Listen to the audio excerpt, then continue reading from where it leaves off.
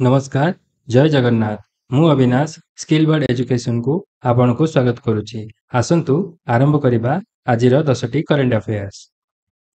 प्रथम प्रश्न, चलित आईपीएल संस्करण 2025 रो फाइनल रे प्रथम दल भावे केउ दल प्रवेश करिछि? यार सटीक उत्तर हेउची रॉयल चैलेंजर्स बेंगलुरु। द्वितीय प्रश्न, मे 2025 ठारू केउ देश भारतीय पर्यटकंक पाई भिसा मुक्त प्रवेश जारी करिछि? यार सटीक उत्तर हेउची फिलिपीन्स। चलित वर्ष रोमानियार नुआ राष्ट्रपति भावे किए दायित्व ग्रहण करिसेंती? यार सटीक उत्तर हेउची निकुसोर दान। चतुर्थ प्रश्न, प्रति वर्ष केउ तारीख रे वर्ल्ड थायराइड डे बा विश्व थायराइड दिवस पालन करा जाए? यार सटीक उत्तर हेउची मे 25।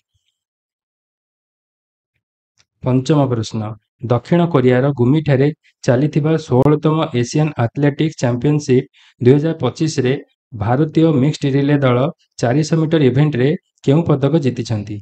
यार सटीक उत्तर हेउची गोल्ड। षष्ठ प्रश्न, गुवाहाटी रे आयोजित उत्तर पूर्वांचल दृष्टिबाधित फुटबॉल प्रतियोगिता रे ओडिशा पुरुष दल केउ पदक जीतिछंती? यार सटीक उत्तर हेउची गोल्ड। सप्तम प्रश्न, ओडिशार केउ सहर रे लक्षपति दीदी सम्मेलनी 2025 अनुष्ठित होइतिला जेउठारे सारा भारतरू लक्षपति दीदी माने एकत्रित होई सेमानक सफलतार कहानी वर्णना करथिले? यार सटीक उत्तर हेउची भुवनेश्वर।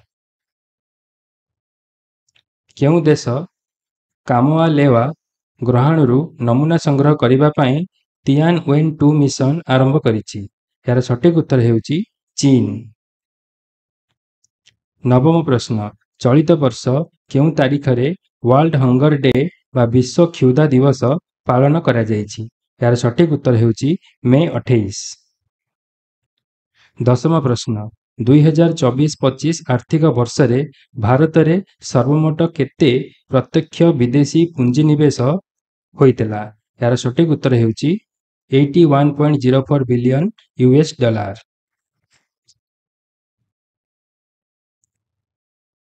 तो यही थिला आजिर देश विदेश और राज्यर 10टी बछा बछा करेंट अफेयर्स। आम चैनल रो उद्देश्य आपनक एग्जाम प्रिपरेशन को आहुरी उन्नत करिबा। वीडियो भल लागिथिले लाइक करंतु, आपनक सांग मानक सहित शेयर करंतु। एमिति नुआ नुआ वीडियो पाई चैनल को आज ही सब्सक्राइब करी पाखरे थिबा बेल आइकन को प्रेस करि दियंतु एवं निम्न रे आपनक मतामत अवश्य लिखंतु। धन्यवाद। जय जगन्नाथ।